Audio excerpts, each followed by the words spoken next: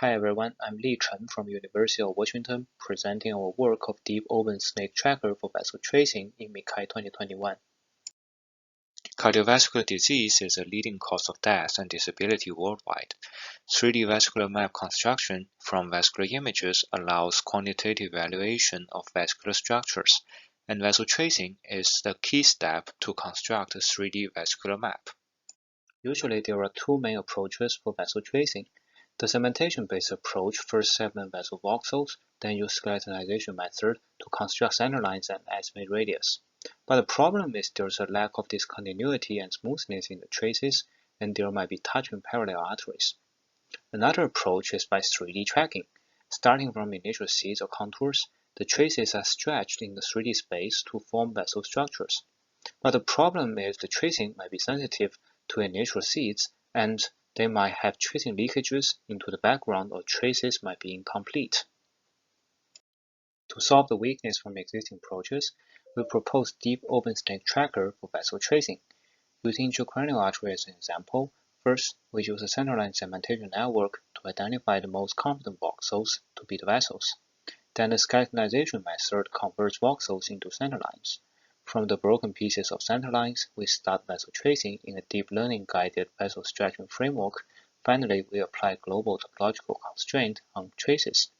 I will talk about the details in each following slides. The first step is to segment the centerline regions and propose coarse centerlines from segmentation as the initial tracing. We use distance transform to solve parallel arteries, where voxels near artery center have higher probability. The segmentation network is trained to predict both the distance transform map and the binary mask of the vascular region, so that the network is focused on artery region for better training the probability map. During testing, we binarize the probability map. After having the curve proposals, the next step is to stretch the traces in a snake framework.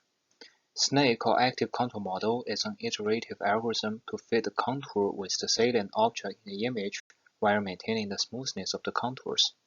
The most important part in snake is how to decide the stretching direction.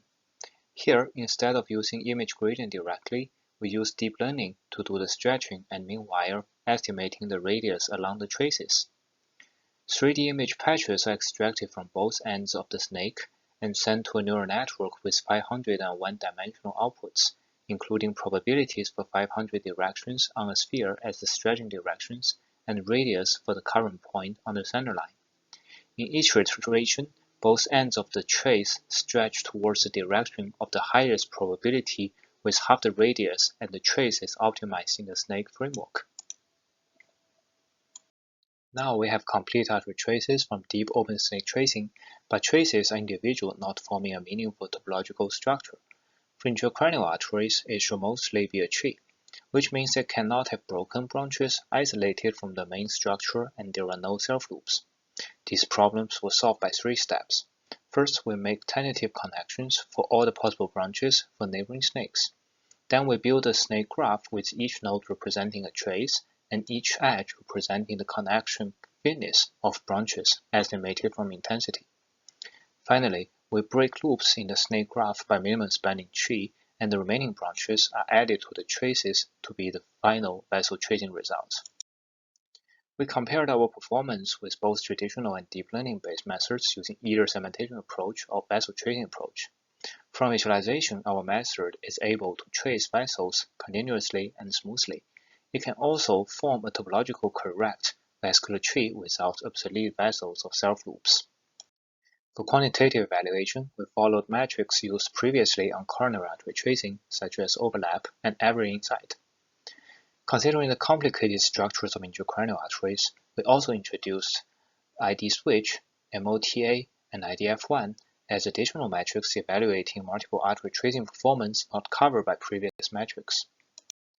The table showed our DOS method achieved top 2 performance in all metrics. Note that the ground truth was modified manually based on OCS results, so it is naturally in favor of that method. DOS is also broadly applicable on other artery tracing situations. As a conclusion, DOS is a further improvement of existing snake-based methods.